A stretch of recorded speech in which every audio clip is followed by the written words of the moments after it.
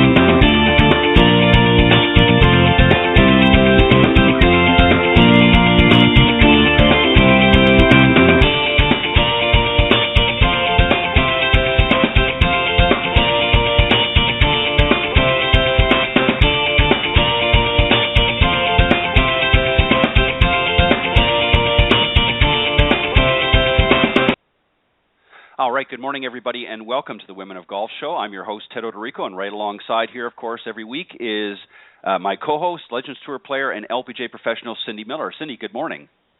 Good morning, Ted. How are you?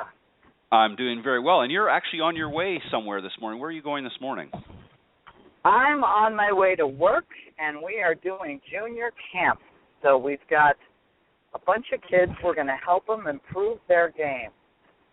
Always growing the game, Cindy. Thank you for doing such a fantastic job, and nice to see some fresh youngsters, as it were, getting in and the game of golf, and I can't think of a better person for them to be aligned with and to get that first start.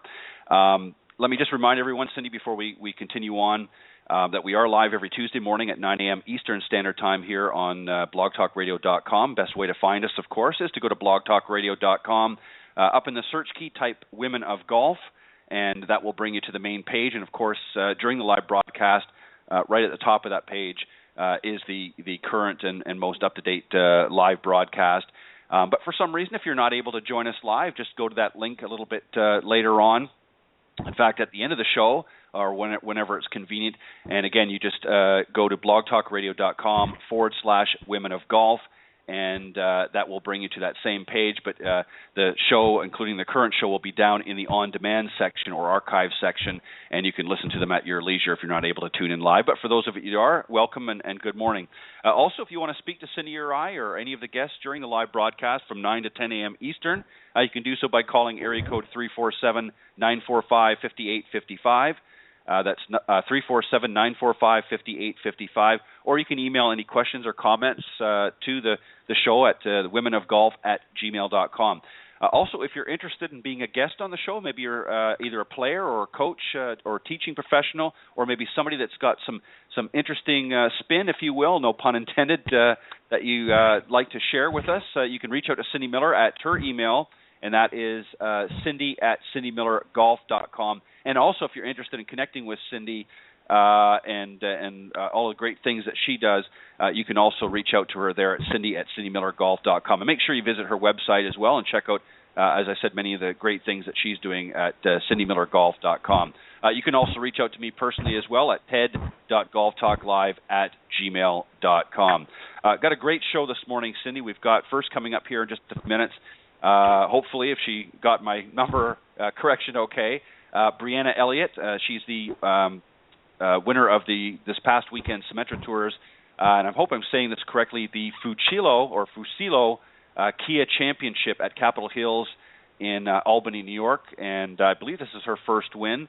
And she's from actually down under. She's Australian, and of course spends a lot of her time up here in the U.S. and all around the globe playing some great golf. But she's a winner this past weekend, so we're going to congratulate her and let her come on and talk a little bit about her win and just some other great things. And got a little interesting twist to this young lady, which I won't spoil it, but we'll talk about it when she comes live on air. And then a little bit later on, John Stabler will be joining us. He's the co-founder and co-owner of Sports Psych Inc., which also referred to now as Golf Psych. And he's also the co-author with Dr. Deborah Graham, which I believe is his wife, the 8 Traits of Champion Golfers. We'll talk a little bit about that as well. And he's also the inventor of the Mind Meter for Golf, a biofeedback for more effective coaching on the course. So got some great guests this morning, Cindy. Looking forward to having both of them on here. But speaking of Australian, I was mentioning to you off the air that I watched this weekend, and I believe it was ESPN that had it on one of their sports channels, a interview with Greg Norman. It was actually quite interesting. And you had said something, too, that you had heard somewhere that he wasn't initially interested in golf. Do you remember where you heard that offhand? I saw a post either on Facebook or Twitter last night or this morning, something about he really didn't love playing golf, that he put too much of his life into it. I'm probably reading the wrong thing into it, but when I was shocked when I read it, because typically if you are that good at golf, you love the game and you love the pressure and the pursuit and everything that goes with it. And the post really sounded like he didn't. And I was pretty surprised. Well, you know, what I remember from the interview, and as I said, my mind is getting a little foggy as I get older, so forgive me, but I remember him saying something to the effect that initially golf was not really his first love. It was not something that he, as many of the great players and many that get into golf, that start at a very early age, dad or mom or somebody takes them out to the golf course for the first time, and they kind of get bitten by that bug. And as I was starting to say before we went live, I seem to recall something to the effect that I think he either grew up or lived very close to an Air Force base, and he had an interest in flying these jets, and that was something that he was interested in sort of pursuing at some point. Obviously never did. I think he did fly, got to fly one at some point later on as he became Greg Norman, the golfer. But I don't think he actually flew one as an officer or anything like that. But yeah, I seem to recall something along that. But I never really actually remember hearing anything saying that he didn't really love or like golf. I just think that was not really maybe necessarily his first love. Got it. I could be totally wrong. Or they may have, stretched the truth a little bit. Well, and you always, at least I do, unless I know the specific individuals posting, whether it be Facebook, Twitter, or any of the other social media, I always take it with a little bit of a grain of salt, because a lot of times they'll hear or read something, and everybody has a different interpretation sometimes more often than not. But we certainly are glad that he did continue on with his career. Was offered, particularly in the 80s and even early 90s, offered some very exciting golf. And of course, the commentator that interviewed him, of course, talked about some of the mishaps that he had along the way, where he literally had the tournament snatched out, the Masters, of course, and had that happen, I think, twice, once by Nick Faldo, and I'm trying to remember, I don't think this was the Masters.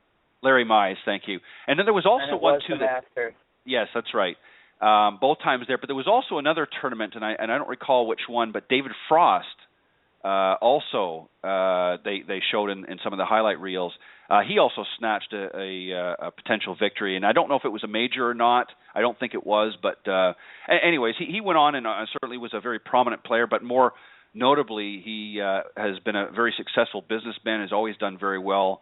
In fact, has been considered to be one of the top businessmen in the golf industry, right alongside with, of course, Arnold Palmer and Jack Nicklaus and a few of the others, but has always been had quite a prowess, if you will, in his business skills. So But it was just a very interesting. So if you didn't get a chance to see it, I strongly urge to go back into the ESPN archives. I'm sure that they'll have some snippets there, if not some of the video on, I think they said on YouTube. So just very interesting if you've never had a chance to watch his interview. But lots of here we are, Cindy, kind of for some anyways in the golf industry, being the end of coming up to the end of July, sort of mid-season for some of the professionals and some of the players up, especially in the Northeast. What are some of the things that you try to do? And this was a question I posed the other night on Golf Talk Live, and since we've got a minute or two here before Breanna comes on, obviously we're coming sort of mid-season for those that have a shorter golf season up north, and you've had a chance to work with some players that and some individuals that maybe have had a few rounds under their belt, but maybe still struggling. What do you try to do to prevent them from sort of giving up midway through the season and just saying, I'm just going to stick with what I've got? Or do you try to do things to energize and keep them going to finish out the season?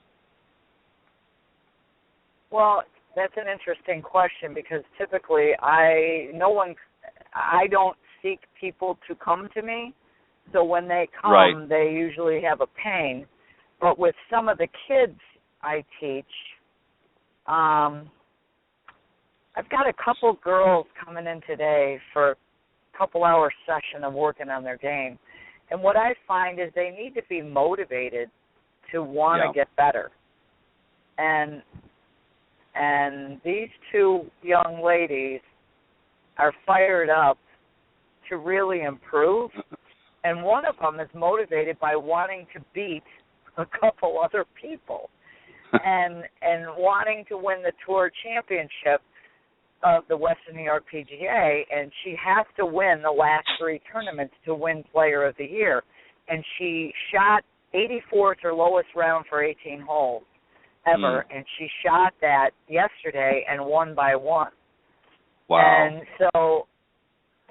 so I'm working with her with John Stabler and Deborah Graham. She just completed her mental golf profile and the golf psych thing, and she's very suspicious and apprehensive and afraid, and she's got a dad who is a controlling, dominant father, and I keep telling him I'm going to duct tape his mouth if he doesn't stop. So he texted me yesterday and gave me her whole round on golf shot or shot sink or whatever it's called, and said, oh my God, she hit so many fairways and so many greens, but her putting is still tentative and she's still playing scared. and I said, she won by one.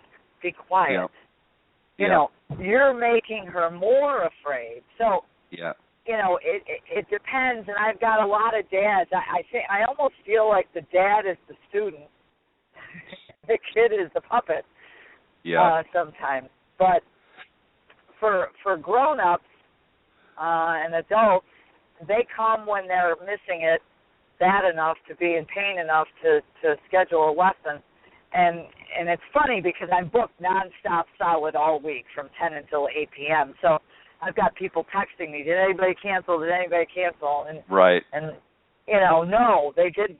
And you should book it now for next week, if there's one or two openings. So it's funny how people's minds work. It's really odd that they wait till the last minute and then freak out. Yeah, and just an interesting note, a couple of points. One referring to parents. We talked about this, I think, a few weeks ago, about getting a little too over-involved sometimes. Certainly need to be supportive, with their youngsters and encouraging, but they also need to know when to back off. And you're right, when this young lady wins by a stroke, I think sometimes what happens is I think parents get caught up in the frenzy, if you will. They see some of these hot young players that come up and they might win by 5 or 6 strokes, and that's not common as what people think. And a lot of times, what ends up happening is they end up putting too much pressure. I mean, he should be happy and celebrating the fact that his daughter won, whether it's by 1 or 2 or 10 strokes, and just let her enjoy and soak up that victory and gain some momentum and encouragement from it. And that's exactly why I said, why don't you dump her off with me for half the day tomorrow? Because we need to get her away from you. Yeah, I agree. Well, I see that Breanna is on board, so let me lost the call here. We'll wait for her to come back in. But anyways, let me just finish the other thought then while we're waiting for her to call back in. One of the other things too is, and we talked about this on Thursday night on Golf Talk Live.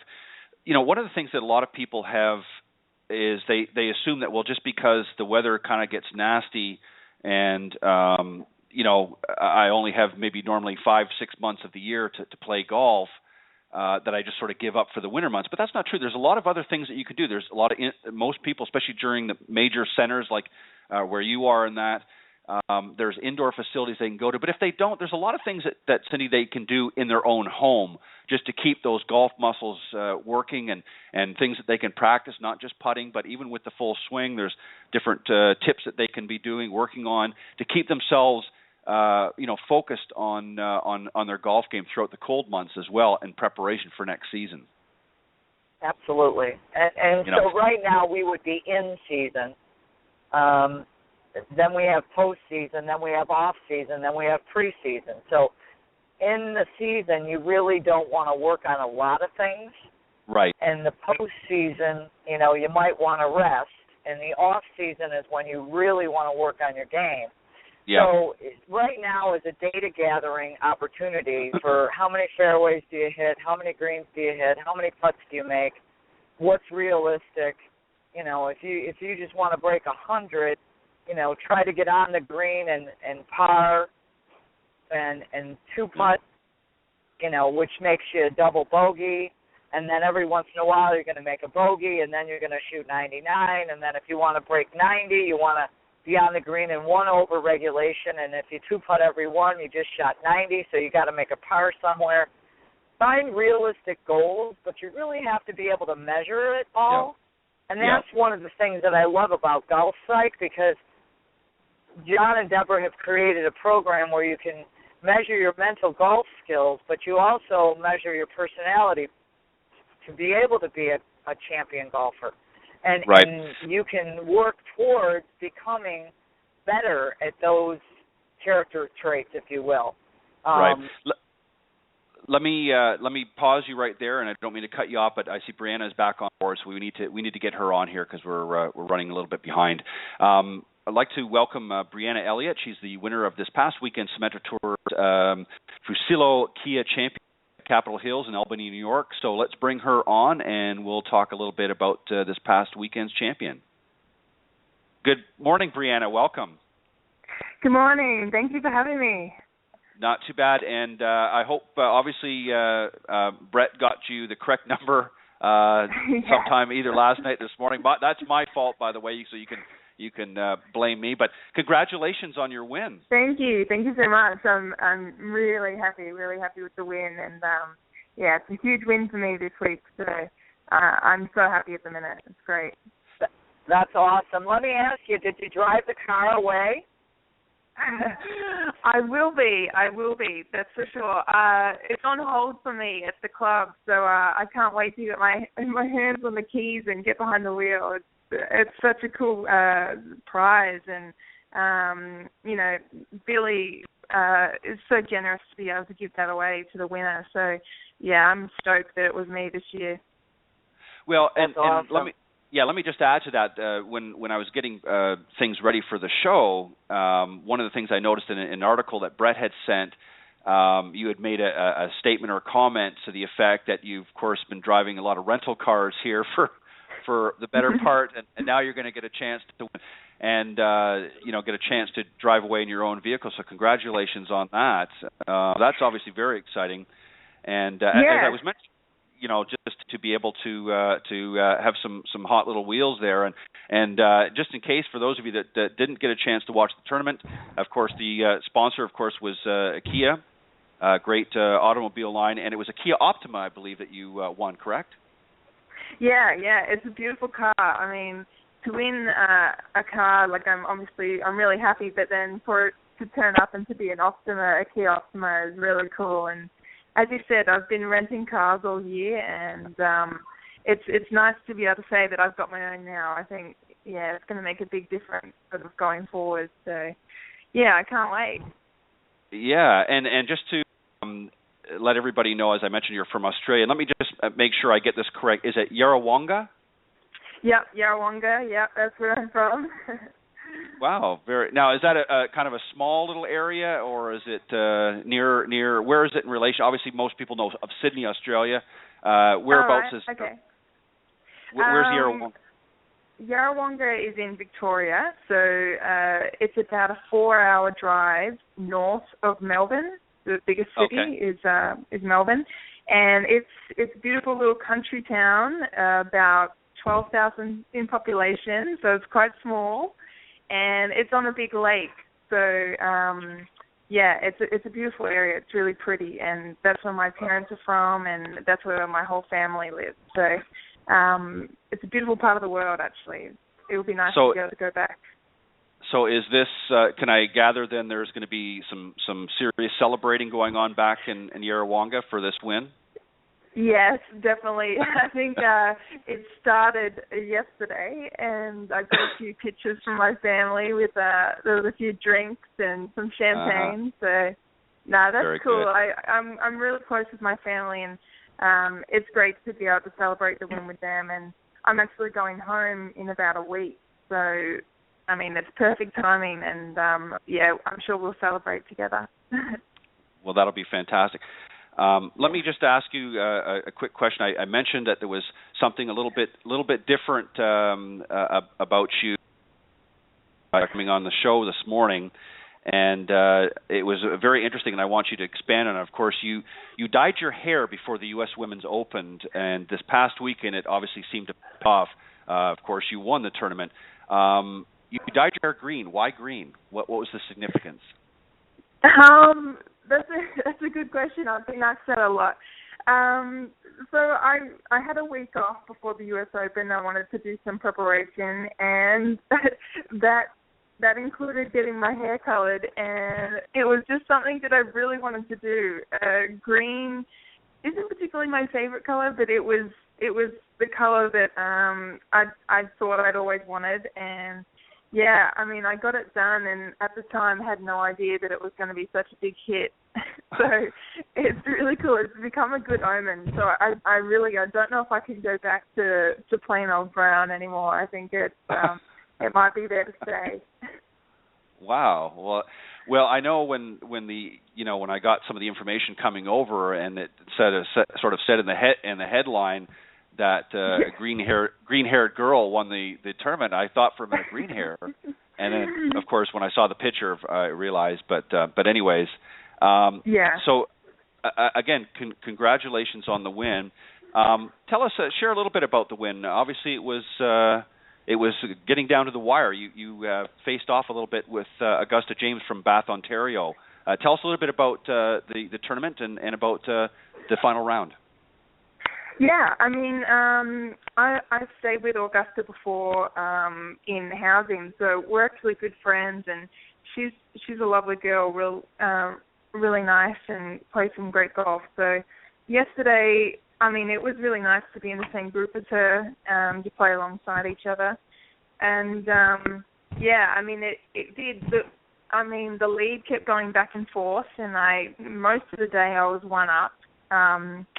And on, I think it was 14, I pulled my second shot well left of the green, and I ended up bogeying it.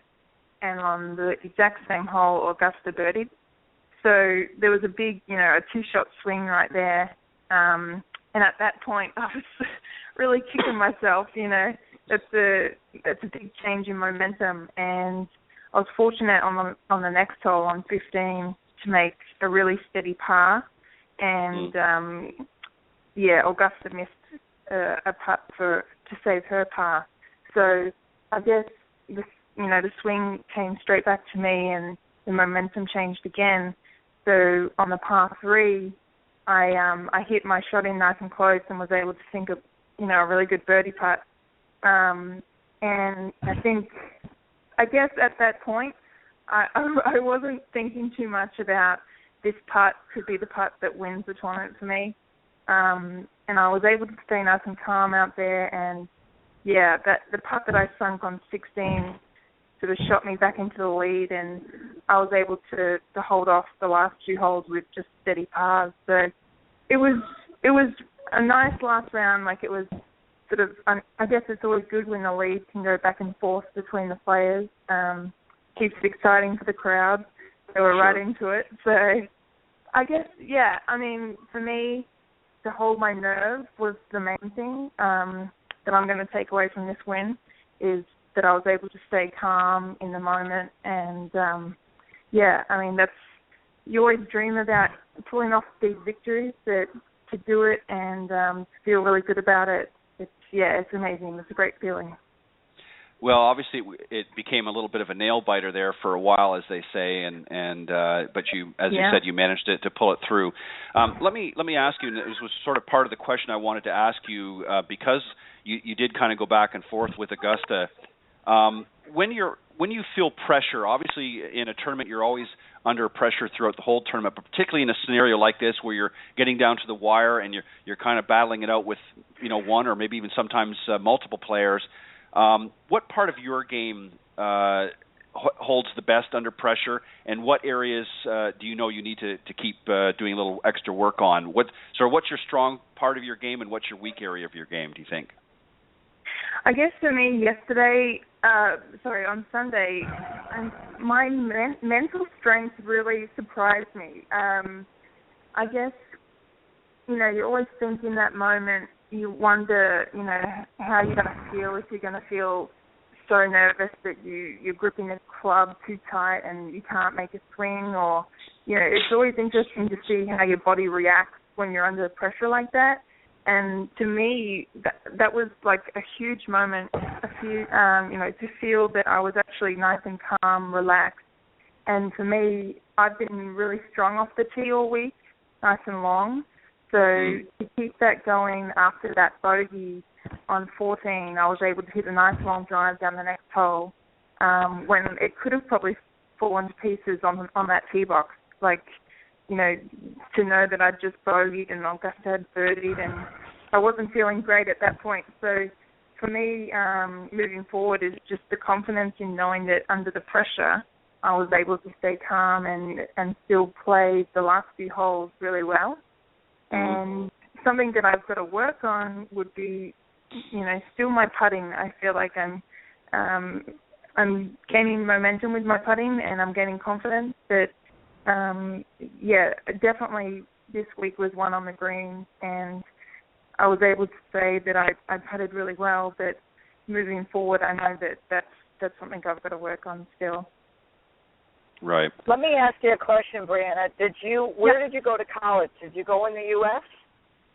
I didn't. I finished my high school in Australia, and I actually spent 2 years after high school traveling as an amateur and playing all my golf overseas. So I played in Asia, in the UK, in Europe, and I really got a lot of experience from traveling around and playing all different countries, all different courses. So, and then, after 2 years of doing that, playing for Australia, I decided to turn professional, and the US was the only place I wanted to go. So I turned pro over here. That's awesome. And I didn't have the chance to look, but are you within the top 10 of the money list? This win gets me up to 23rd on the money list. So that's it's awesome. A big move for me. And, I'm really looking forward to a good couple of weeks coming up, and hopefully I can, keep the momentum going and play some good golf this week in Milwaukee. Now, that's awesome. So how many weeks left are there? I want to say probably 6 or 7. I know that we've got Milwaukee this week, and then I'm actually going home for a month. And we have one tournament in Boston in August, but I'm skipping it. And then I think we might have 5 or 6 tournaments after that. You've got plenty of time. Yeah, got plenty of chances, and I feel like, my game is really progressing well. So I feel like this last half of the season could be quite strong for me. And how long have you been on the Symetra Tour? This is my second full season. My first year I actually played part-time on the LPGA and part-time on the Symetra. So I guess my experience playing in LPGA events, probably helped me out this week too. Fantastic. Now, this was your first professional career win, or no? Yes. Yeah. Mm-hmm. Okay, that's what I thought. Just a sort of a final wrap-up question. One of the things I'm most curious about, especially when we've got some younger players coming on here. Obviously, you've played golf for quite a while as a youngster, I'm sure. Who did you admire growing up? Who did you sort of look towards as you were coming up in the golf ranks? Who were some of your favorite players that you enjoyed and really gave you inspiration in your tournament play? Yeah, well, growing up in Australia, we're actually quite lucky in the fact that Kari Webb has a lot to do with the women's amateur golf. So growing up, Kari Webb was always my idol and still is. And she actually has like a golf scholarship back home in Australia. So she's doing amazing things for women's golf in Australia, and that was where I got my start. I got my start winning tournaments back home in Australia, and if you had won enough and finished in the top 1 or 2 in the rankings, you got the chance to come to the US and stay with Kari while she played the US Open, which was amazing as like a 17, 16-year-old golfer. Wow. So I did that 2 years in a row, and for me, that just gave me so much motivation to want to get out here and play with, the big guns. And, that's all thanks to Kari. She definitely had a big impact on my career. And, still to this day, I played with her the other week at the US Open. She's like class act, great person. Yeah, she's still got lots of game in her too, that's for sure. Yeah, definitely. Yeah, I've been watching her over the years as well, and she was one of my favorites, and that's great that she was such a powerful influence. Well, Breanna, we know that you've got lots of things coming up here in the weeks to come, a trip back home to visit with your family and join in the celebration, and I'm sure that they're getting excited and looking forward to you coming home and doing that. And congratulations again on your win. What a phenomenal thing what a gift to take home to the family is a win. And I know you've got to leave the car behind, but you'll be able to get that, enjoy that when you come back. So thank you very much for joining Cindy Miller and I this morning on the Women of Golf, and we look forward to having you come back on again on the program. Yeah, thank you so much for having me. It was great to talk to you both. I really appreciate your well wishes, and thanks for a great week. Okay. Good luck, my dear. All right, thank you. All right, bye-bye. Bye. Great young lady, and I'm sure she's going to do well. Absolutely. All right. Well, as I see, we move along here. I see that John is on board. So let me just do a quick introduction, and we'll get John on here because I know we're getting a little bit pressed for time.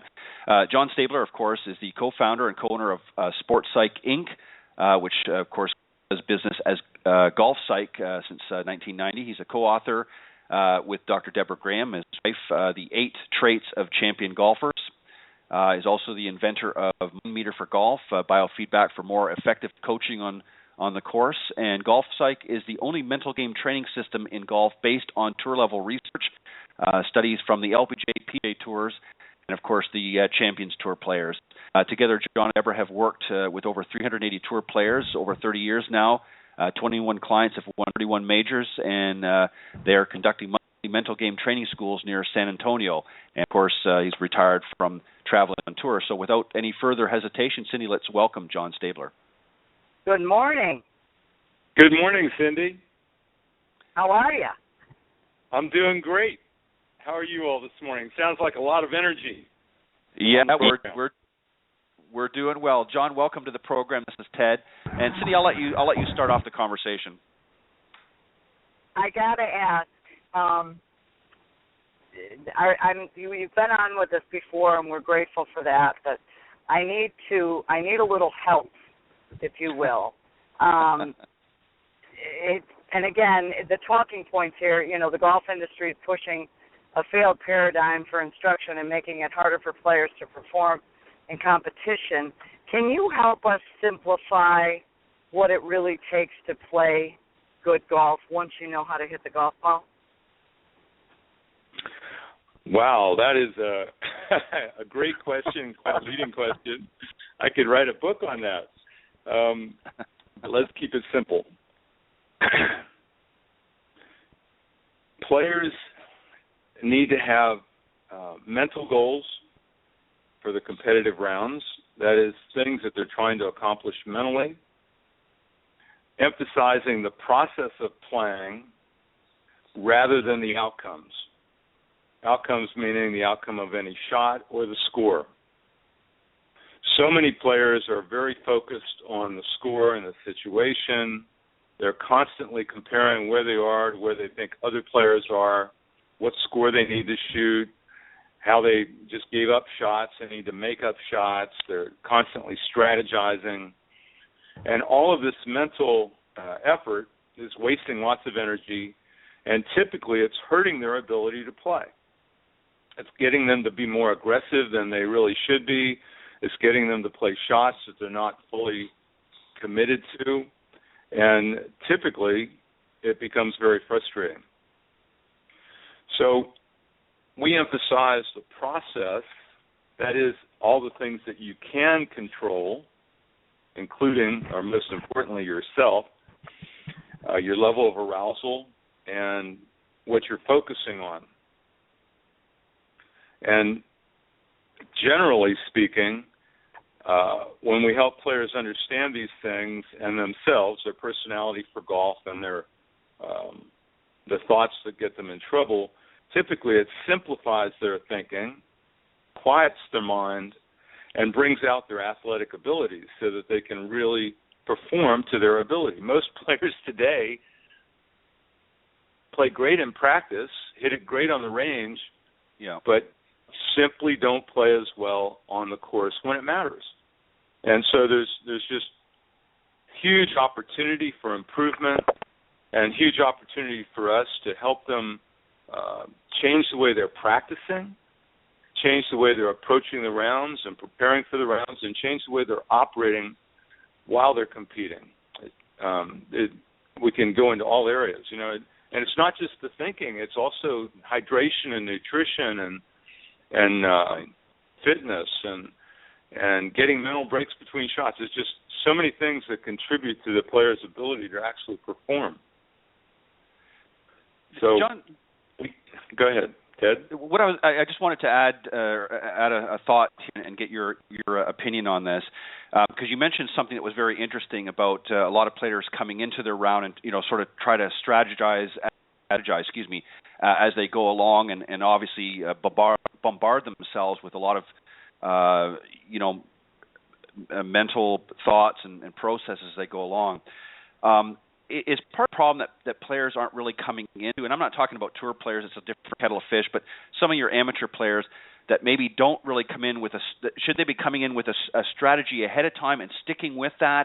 And obviously you have to adapt in some cases, but the part of the problem is the reason why they're not bringing their range game, if you will, to the golf course is when they get on the course, they're sort of all over the place. And I don't mean necessarily with shots, but just their mental focus, if you will, is just all over the place instead of coming in with a clear objective and strategy for the round. Ted, you're very insightful. That's right on the money. Too many players, even the professionals, some of them, before the round, they have not prepared effectively. They don't have a true game plan that matches their strengths for golf, has them playing that course the best way for their strengths. And so they they go into competition and immediately, because they want to do well and they're concerned, and what we call their level of arousal goes up. And one of the things that happens when your level of arousal goes up is your mind gets busier and you don't think as well. You don't make as good decisions as you would if you were a little lower on the arousal scale or more relaxed. Okay?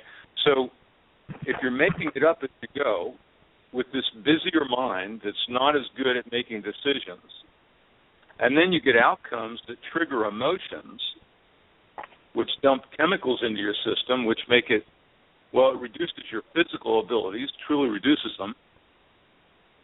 You can see how it's just fated to not work. It can't work. So if they have a good plan, what we call a good game plan, they know what clubs, targets, how they want to play each hole. They know the wind direction before they get on the course. I mean, we have great weather forecasts in that regard the night before. So you can literally lay out how you want to play the course, best way for you. And then you need to commit to that game plan.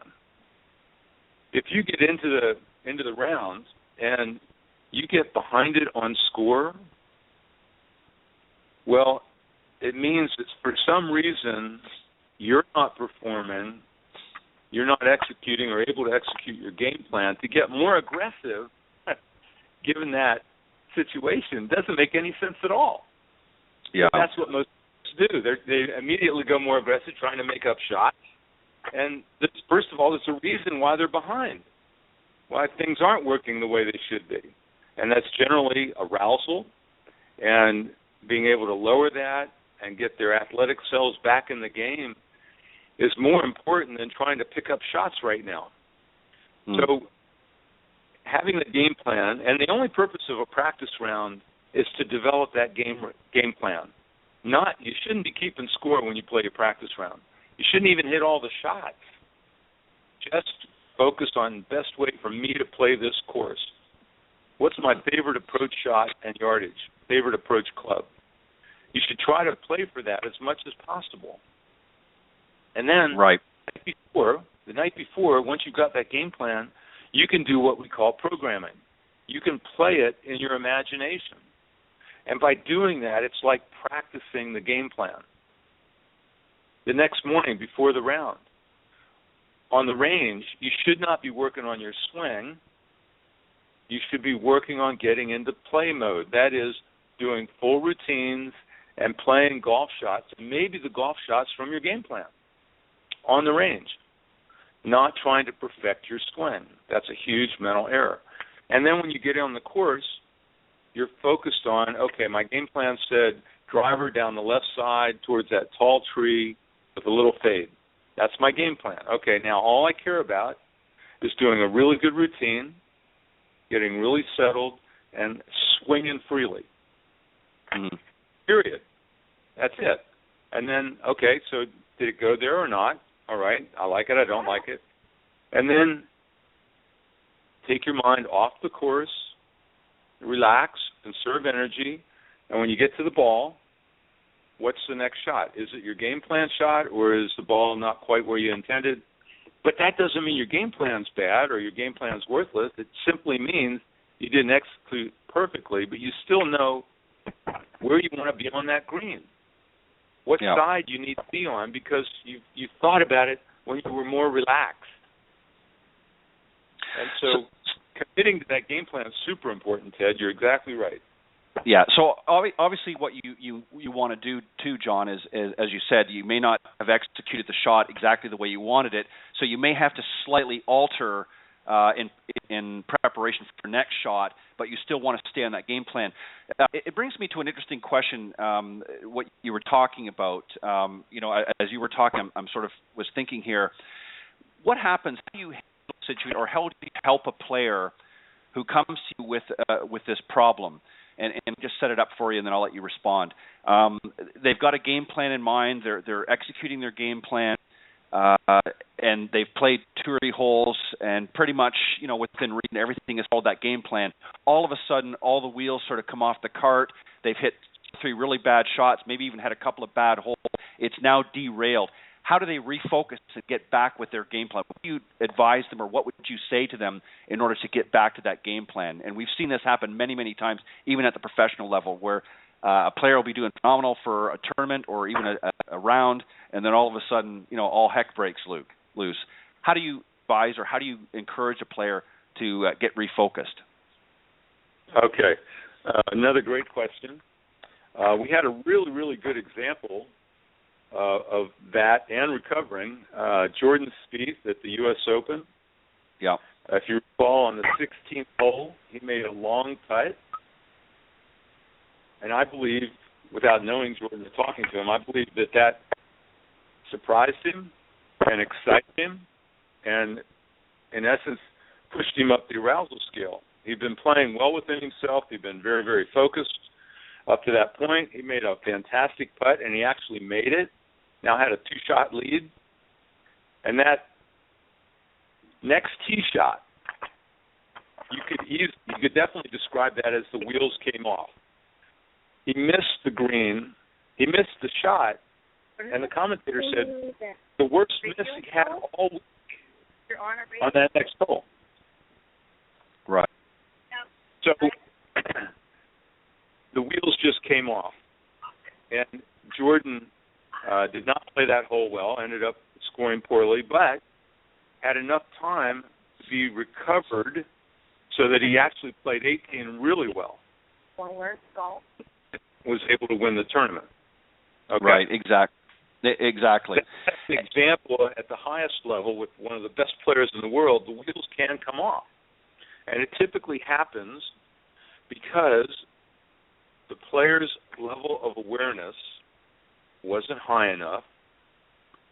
They were surprised. They experienced their emotions for some reason. All of which push them up the arousal scale, release chemicals into the system, and truly reduce their physical ability. All right. So recovery, first of all, takes time. You have to stop the thoughts that are creating the problem. Thoughts about, oh, my God, what are they going to think about that shot? Oh, my God, I just blew the tournament in one shot. What's everybody going to say? Those kinds of thoughts, beating yourself up. Well, those just keep the chemicals going. You've got to stop those thoughts right there. And our clients, we give them a bunch of thought control methods that we work to raise their awareness and then have methods for stopping the thoughts. That has to happen. Okay. If you have reacted, if you have just hit a terrible shot and you've reacted, you have. You got angry, you got upset, whatever. Mm-hmm. Right. You better get conservative. Your next shot, you better play more conservative than you might have, or even than your game plan was, okay? But what we coach our players to do is to say, okay, so what was it about that previous shot? Not my swing. What was it that I did poorly mentally? Was it my visualization? Was it my feel step? Was it my commitment? Was it my tempo? What was it? And if I can identify that, then that's my focus for the very next shot. Meanwhile, breathing and calming, perhaps walking a little slower, moving a little slower, giving yourself more time so that you can recover from that reaction, from that miss. And then move right back into your game plan and continue to do that. What happens when the wheels, lots of players experience this, and they experience multiple shots and multiple holes where they just can't play. And we call that a meltdown. Right. They're not able to manage those thoughts. The subsequent shots add to the problem because they're not working either. And now we've got a player that's panicking, a player where arousal, they just don't know what to do. Quite often they start trying to fix their swing because it's got to be the swing, and it's not. But in trying to fix the swing, they become left-brained, they become less athletic, and their attention is now on the swing, which in truth they cannot control. You cannot control your swing while you're swinging. If you try, you will mess it up. Yeah. So they've got to come back to the mental side. They've got to work on things they can't control.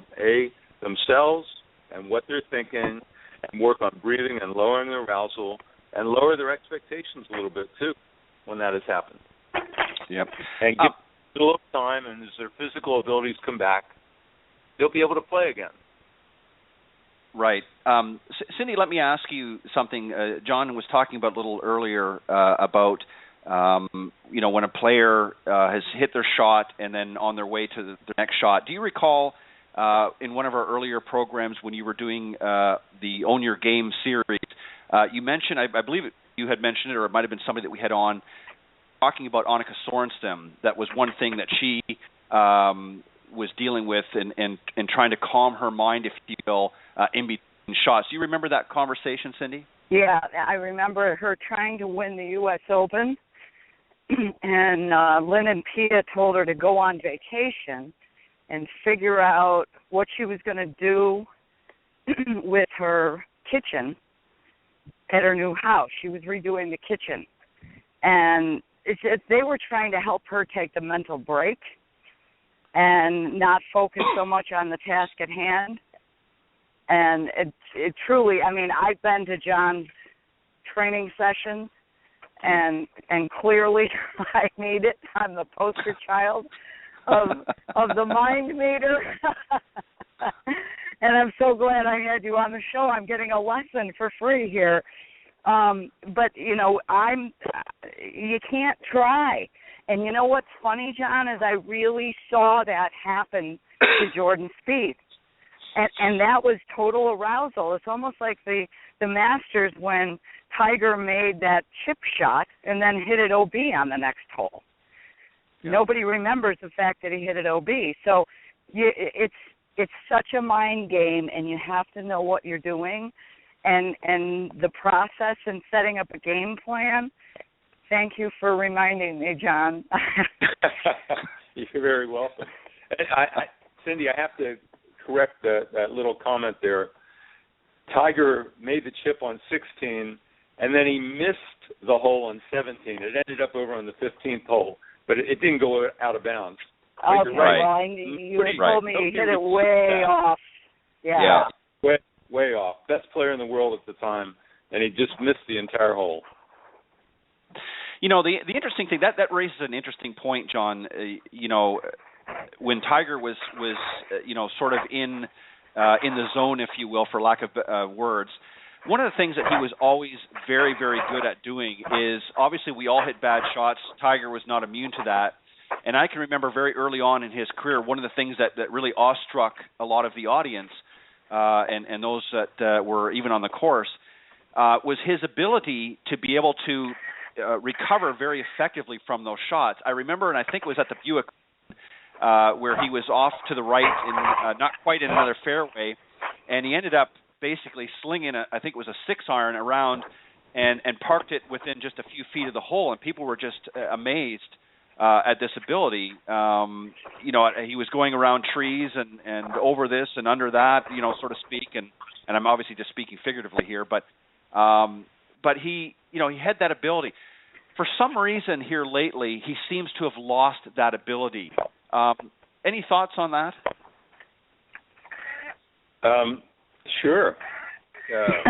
I have to say, first of all, I haven't worked with Tiger. We have not. No, I know. So we're speculating here a little bit.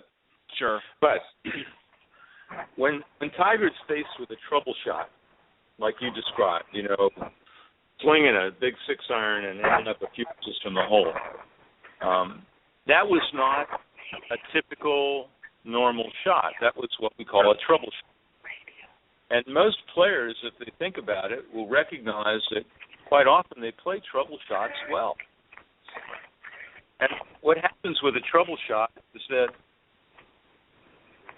where in other shots out in the middle of the fairway, you don't have any obstacles to go around or over or under.